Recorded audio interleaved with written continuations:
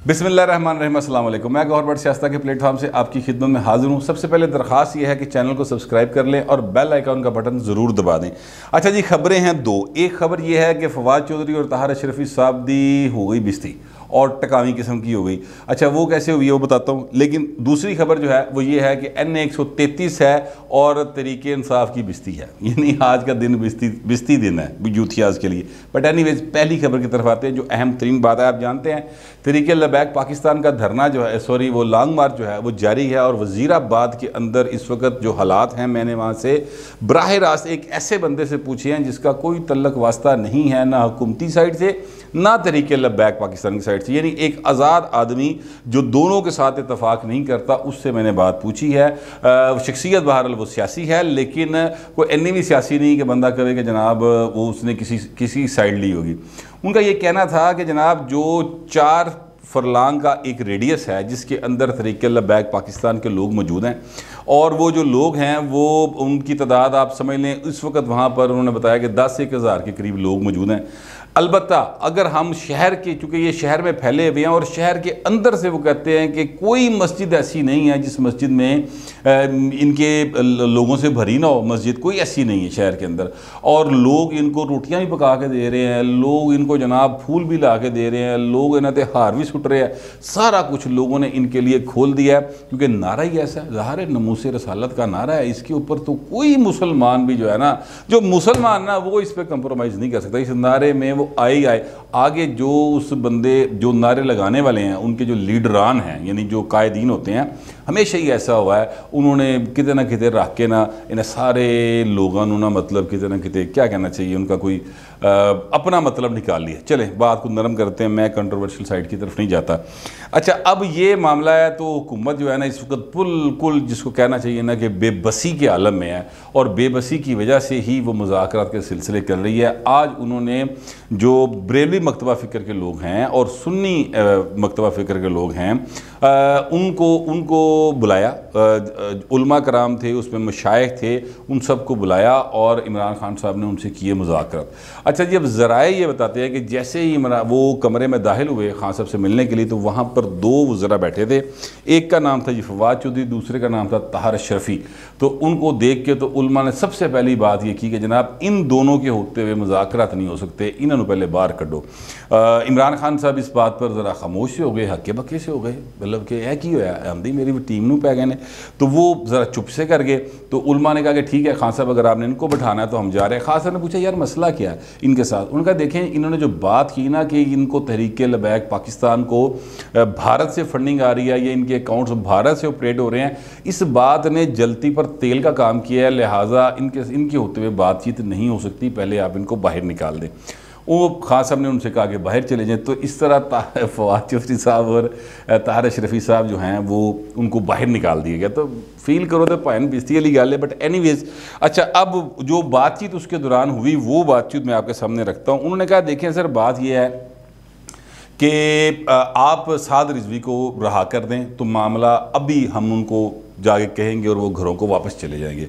तो उन्होंने, इमरान खान साहब ने बड़ी क्लियर कट बात की। अब ज़राए कहते हैं कि जनाब इमरान खान साहब ने ये कहा कि सर ना तो मैं किसी से ब्लैकमेल होऊंगा, इस गल ते वैसे मैं हासा भी है सुन के, होर ब्लैकमेलिंग खान साहब की होंगी भला, जरा मैं प्लीज़ दसना कि मतलब 15 दिनों तो वो जनाब नूं ना मतलब मदोल रहे हैं सड़कों के उत्ते, ठीक है, जिनको आप अपना मुखालफ डिक्लेयर कर रहे हैं या जिनके साथ हुकूमत मुसलसल जो है ना एक सिंगड़ आया जिस हुकूमत ने 15 दिनों तो रोल रहे नहीं तुहानूं, ठीक है, और आप सिर्फ मतलब तड़ी ला रहे हो, ठीक है। तो बहरहाल एनीवेज, तो वो कहते हैं जी मैं ब्लैकमेल नहीं होऊंगा। अच्छा, दूसरी बात जो उन्होंने की, उन्होंने कहा कि जनाब साद रिजवी की रहाई मैं नहीं कर सकता, ना मैंने करनी है, अदालतें आज़ाद हैं, अदालतें उसको रहा कर दें, मुझे एतराज़ कोई नहीं है।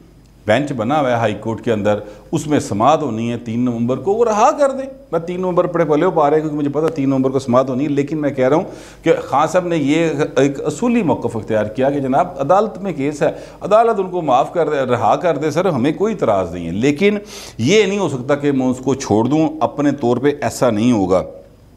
साथ ही खान साहब ने एक और शिकवा भी किया, या यूँ कह लें एक बात उनके उलमा कराम के सामने रखी, और वो बात उन्होंने ये रखी कि सर आप ये देखिए कि हमने पुलिस को भेजा ना, उनको हमने गोली चलाने का ऑर्डर नहीं दिया था, उन्होंने गोली नहीं चलाई, इन्होंने गोलियां चलाई और पुलिस फोर्स के लोग जो हैं वो शहीद भी हुए और सैकड़ों की तादाद में ज़ख्मी भी हुए।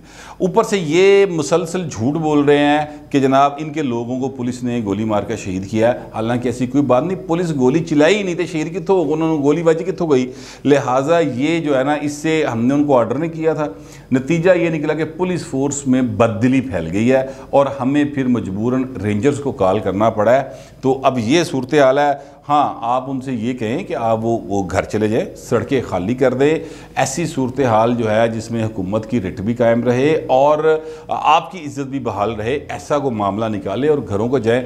जहाँ तक फ्रांस का मामला है तो खान साहब ने कहा जी जो मर्ज़ी हो जाए, फ्रांस के साथ ताल्लुकात हम ख़त्म नहीं कर सकते। उसकी वजह यह है कि फ़्रांस यूरोपीय यूनियन का, मतलब ज़ाहिर है वो मतलब ऐसे हट कर रहे हैं यूरोपीय यूनियन फ्रांस, ठीक है, तो उसको हम करेंगे तो सारे के सारे जो है यूरोपीय ममालिक गए। जैसे मैं आपको पहले से बता रहा हूँ कि ये रिस्क पाकिस्तान के साथ कोई बंदा, कोई हुकूमत पाकिस्तान की नहीं ले सकती। यानी अगर आप जनरल ज़ियाउल हक को भी जिंदा कर लाएं ना, जो सबसे बड़ा इस्लाम का दाई बनता था और जो कहता था कि जनाब मैं यहाँ पर इस्लाम नाफज करूँगा, 11 साल उन्हें जो फिर जरा मज़हब साढ़े ते लागू किया, वो फिर ये जो TTP की सूरत में अब आप देख रहे हैं ना, जो 80,000 लोगों को जिन्होंने शहीद कर दिया वो है।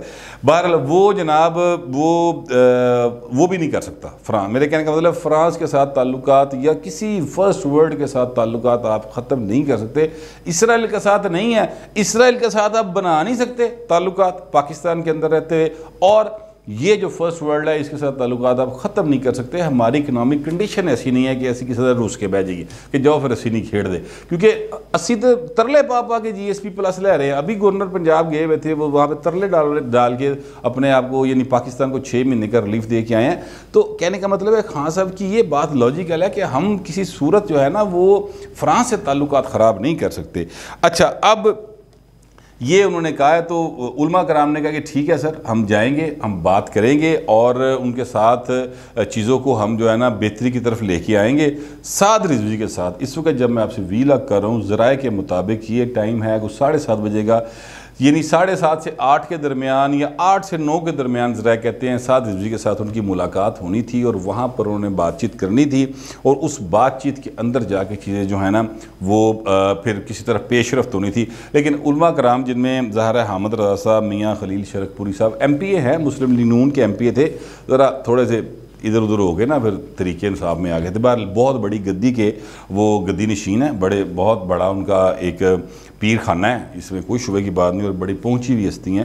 तो मियाँ खलील की बात नहीं कर रहा, वो जिनकी गद्दी पे बैठते हैं, जिनके मज़ार पे बैठते हैं, उनकी बात कर रहा हूँ, वो बहुत पहुंची हुई हस्ती हैं। बहरहाल अच्छा, वो ये इस तरह के लोग थे, उसमें अब्दुल खबीर आज़ाद साहब भी थे और इस तरह के बहुत सारे जो उलमा कराम थे वो मौजूद थे और उसमें ये सारी बातचीत हुई है। तो अब मुज़ाकरात होंगे, मुज़ाकरात में क्या निकलेगा वो अब जब निकलेगा तो पता चल जाएगा। लेकिन वहाँ पर लोग मौजूद हैं, जो मुझे वहाँ पर लोगों ने बताया वज़ीराबाद में, उन्होंने कहा जी चारों तरफ से शहर जो है कॉर्डन ऑफ है मुकम्मल तौर पे, अब कोई बंदा इस शहर के अंदर दाखिल नहीं हो सकता और कोई बंदा इस शहर से बाहर नहीं जा सकता। चनाब का पुल क्रॉस करना, उन्होंने कहा जी पुल जो चनाब का पुल ये पार नहीं कर सकते क्योंकि इतनी बड़ी तादाद में रेंजर्स और पुलिस वहाँ पर मौजूद है कि जिस शख्सियत से मेरी बात हुई, उन्होंने कहा जी मैंने अपनी ज़िंदगी में इतनी बड़ी तादाद में पुलिस फोर्स इकट्ठी किसी जगह पर नहीं देखी। पूरा शहर जो है वो हर तरफ से रेंजर्स ने उसको किया हुआ है, कॉर्डन ऑफ किया हुआ है और हर एक से पूछ गिछ रहे हैं कि तू कित्थों आया, कित्थों दा है, लोकल हैं, बाहर दा है, क्या सी नहीं लोगों की क्या एक किस्म की शहरियों की मतलब इंक्वायरी तय भी सड़क के ऊपर से कहते हैं नाके के ऊपर, उस तरह से हो रही है। तो कहते हैं किसी सूरत नहीं हो सकता व्हाट्सएप के वो यहाँ से क्रॉस कर जाए। तो दुआ यही करनी चाहिए कि मुज़ाकरात के सिलसिले के नतीजे में को हालात जो हैं वो बेहतरी की तरफ चले जाएँ। जैसा मैं पहले दिन से कह रहा हूँ कि मुज़ाकरात ही इन इशूज़ का हल होता है। अगर आप सिर्फ रिट कायम करने के चक्कर में जाएंगे तो फिर रिट कायम हुए ना हुए, लेकिन हालात इतने बिगड़ जाएंगे कि फिर किसी के बस में नहीं रहेंगे। वैसे भी जो रिपोर्ट्स वज़ीर-ए-आज़म को दी गई हैं वो उन रिपोर्ट्स में खुफिया वाले देते हैं, ज़ाहिर आईबी देती है, स्पेशल ब्रांच देती है, इस तरह की रिपोर्ट्स बना के, और भी कई इदारे होते हैं, वो रिपोर्ट्स दी है। तो उन्होंने बताया कि जनाब आपकी जो डिस्ट्रिक्ट एडमिनिस्ट्रेशन है ना पाकिस्तान पंजाब के अंदर, और जो पुलिस है, ये इंतज़ामिया, इस काबिल नहीं है, इनमें ये सलाहियत ही नहीं है सिरे से कि ये इतने बड़े मॉब को रोक सकें या किसी तरह से उनको काबू कर सकें। लिहाजा खासा फिर मुज़ाकरात दईरा बांधा जे, या फिर रेंजर है, फिर रेंजर खिलार दो, तो खास अपने रेंजर खड़ी कर दी है। ये वो मामला है जिसकी वजह से जो हुकूमत है ना, वो अपनी रेटा कायम करने के लिए तरले मिनतों पे आई भी है। सच्ची बात अगर करें तो इसी तरह के हालात लगते हैं, क्योंकि मुज़ाकरात जो है ना तभी होते हैं जब दोनों फरीक डाडे हों। ठीक है, मतलब चौधरी और माड़े दे विच मुज़ाकरात नहीं होंगे, उत्थे हुक्म चलता चौधरी का। ठीक है, यहाँ पर दोनों बहुत ताकतवर बने हुए हैं, तो लिहाजा मुज़ाकरात का सिलसिला हुआ है। बट एनीवेज, अब मैं आता हूँ दूसरी खबर की तरफ। वो खबर ये है कि जी NA 133 लाहौर में इलेक्शन है, और 5 दिसंबर को यहाँ पे इलेक्शन है। डेथ हुई थी जनाब परवेज़ मलिक साहब, बहुत एक अच्छे इंसान थे, मुस्लिम लीग नून लाहौर के सदर थे। मेरी उनके साथ काफ़ी मुलाकातें हैं, लेकिन वो बड़े ही हम्बल, बड़े नाइस, बड़े लविंग आदमी थे। अल्लाह ताला उनको गरीक़ रहमत करे। उनकी डेथ के नतीजे में ये सीट हो गई वेकेट। यहाँ पर मुस्लिम लीग नून ने उनकी जो बेवा हैं शाइस्ता परवेज़ मलिक साहबा, उनको दिया है टिकट, और उसके पीपल्स पार्टी ने दिया जी असलम गिल साहब को। असलम गिल साहब जो हैं उन्होंने लॉटरी वैसे निकल सकती, वो कैसे मैं भी आपको बताता हूँ। अच्छा जी, जमशेद इकबाल चीमा साहब के कागजात हो गए हैं जनाब मुस्तरद। उनकी एक कवरिंग थी मुसरत जमशेद इकबाल चीमा, उनके कागजात भी मुस्तरद हो गए। और वजह क्या है? वजह यह है कि जनाब NA 133 जो है उसमें उन्होंने इलेक्शन का टेस्ट करना है, तो जो उन्होंने प्रपोजर और सेकेंडर रखे हैं वो NA 130 दे फड़े हैं। ठीक है, अब आप अंदाज़ा लगाएं। ये असल में जो मेरा एक क्या कहते हैं ज़राए, उन्होंने मुझे बताया, तहरीक इंसाफ के लोग हैं, वो कहते हैं जनाब जमशेद इकबाल चीमा साहब जो है ना 2018 के इलेक्शन में जो इन्होंने टेंटा वाले दे, को खाने वाले दे, वो ज़ाहिर इलेक्शन मुहिम के दौरान बहुत पैसा इन्होंने खर्च किया था। वो कहते हैं उन्होंने भी है अद्धियां तो बहुतियां दे पैसे देने इन्होंने। फैक्ट्री इनकी जा रही है लॉस में, ज़ाहिर है वो लॉस इसलिए है कि जो हालात है मुल्क के, जो पूरे मुल्क के जो लॉस थे, इन्होंने भी लॉस चल रहे हैं।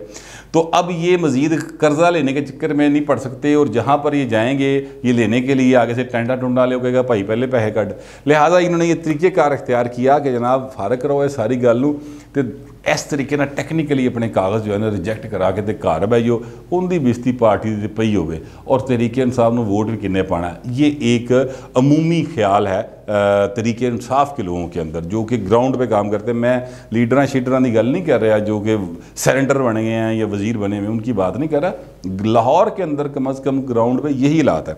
अच्छा जी, अब वो कागज़ हो गए हैं रिजेक्ट, लिहाजा अब तहरीक इंसाफ का फ़िलहाल तो उम्मीदवार कोई नहीं है हल्के के अंदर। अब ये आगे जाएंगे, फैसले को चैलेंज करेंगे, फिर जो भी सिलसिला चलेगा वो देखेंगे, लेकिन फ़िलहाल ये हालात है। और जो मैंने आपसे अर्ज़ की कि असलम इकबाल साहब की जो है वो लॉटरी निकल सकती है, और सॉरी असलम गिल साहब की, वो असलम गिल साहब की लॉटरी निकलने से मेरी मुराद ये नहीं कि वो जीत जाएंगे। देखें, लाहौर के अंदर तहरीक इंसाफ से नफ़रत मौजूद है, इसमें कोई शुबे की बात नहीं। महंगाई और बेरोज़गारी सीधी सीधी दो वजूहात हैं। ठीक है, नफ़रत मौजूद है। लाहौर के अंदर मियाँ नवाज शरीफ की मोहब्बत भी बहुत ज़्यादा मौजूद है, इसमें भी कोई शुबे की बात नहीं। लेकिन वो मोहब्बत जो है वो अगर 60% है तो 40% वो भी हैं वोटर जो नवाज शरीफ को पसंद नहीं करते, ये तहरीक इंसाफ को वोट डालते हैं। 2018 में भी डाला, 2013 में भी डाला, लेकिन बुनियादी तौर पे इन लोगों में से बहुत बड़ी तादाद जो है वो पीपल्स पार्टी के वोटर्स की थी, जो कि आसिफ जरदारी साहब की पॉलिसी से नाराज़ होकर तहरीक इंसाफ की तरफ चले गए थे। क्योंकि जरदारी साहब और नवाज शरीफ साहब वड्डा भाई छोटा भाई खेड रहे सन ना, उससे नाराज़ हो गए थे। अब चूँकि जमशेद इकबाल चीमा साहब के कागजात हो गए रिजेक्ट, तहरीक इंसाफ का कैंडिडेट कोई नहीं होना, अब असलम गिल साहब पर है कि वो यहाँ से अपने इन लोगों को मना के पोलिंग स्टेशन तक ले आएँ। तो जो पिछली दफ़ा उन्होंने 2018 में 5500 वोट लिया था, हो सकता है इस दफ़ा उनका वोट जो है वो दुगने से ज़्यादा पड़ जाए। तो इससे पीपल्स पार्टी को एक बूम मिल सकता है। और इसके लिए वैसे हसन मुर्तज़ा साहब बहुत संजीदगी के साथ कोशिश भी कर रहे हैं। नॉन आदमी हसन मुर्तज़ा MP हैं, कई बार जीते हैं। इस 2018 के बुरे तरीन झुरनों में भी हसन मुर्तज़ा जीत कर आ गए थे। बड़े पॉपुलर आदमी हैं, वो बड़ी कोशिश कर रहे हैं और वहाँ पर रोज़ाना की बुनियाद पर, बल्कि दिहाड़ी भी रात भी हसन मुर्तज़ा इलेक्शन की यानी असलम गिल के इलेक्शन कोई कंटेस्ट कर रहे हैं जाके, और लोगों के तरले तुरले पा रहे, किसी से गोडा फाड़ रहे, किसी की दाढ़ी हथ ला रहे। इसी तरह होता है इलेक्शन कि यार मेहरबानी करो, वोट डालो, पार्टी में वापस आओ। नाराज़ लोगों को मना रहे हैं। अब रिज़ल्ट क्या आएगा वो अभी मैं नहीं जानता, लेकिन फ़िलहाल जो सूरत हाल है वो ये है कि अगर अमूमी तौर पर देखा जाए तो N133 तरीके नून लीग जीत जाएगी। 2013 में भी जीती थी, 2018 में भी जीती थी, उससे 2008 में भी जीती थी, तो लिहाजा वो जीत जूत जाएगी। मेरा मतलब है उसमें कोई शुबे की बात नहीं। लेकिन पीपल्स पार्टी के लिए चीमा साहब की कागजात मुस्तरद होने के बाद एक चांस बना है अपने आप को दोबारा उठाने का, ठीक है। और मुझे यकीन है कि वो इस पर पूरी कोशिश करेंगे। अच्छा जी, आज है 30 अक्टूबर 2011 और 2021। 30 अक्टूबर 2011 एक गुजरी। 30 अक्टूबर 2011 को जलसा हुआ था मीनार पाकिस्तान में, जिसमें इमरान खान साहब का क्या कहना चाहिए कि सुनामी बाहर आया था। वो कहते थे कि बहुत बड़ा जलसा हुआ था। जलसा वड्डा भी सी, लेकिन बहुत वड्डे वाली गल कोई नहीं, वड्डा सी जलसा। मैंने खुद कवर किया वहाँ पर जाके, फैमिलीज़ के साथ लोग निकल के आए थे इमरान खान के जलसे में। और वो पहली दफ़ा था जब इमरान खान को एक पॉलिटिकल क्या कहना चाहिए पुश मिला था, और उसके बाद फिर इमरान खान फड़िया नहीं गया। पब्लिकली बात कर रहा हूँ। अब बहरहाल हूँ हुकूमत आगे फड़े गए, पब्लिक निकल नहीं सकते वरना पब्लिक ने फाड़ लेना है।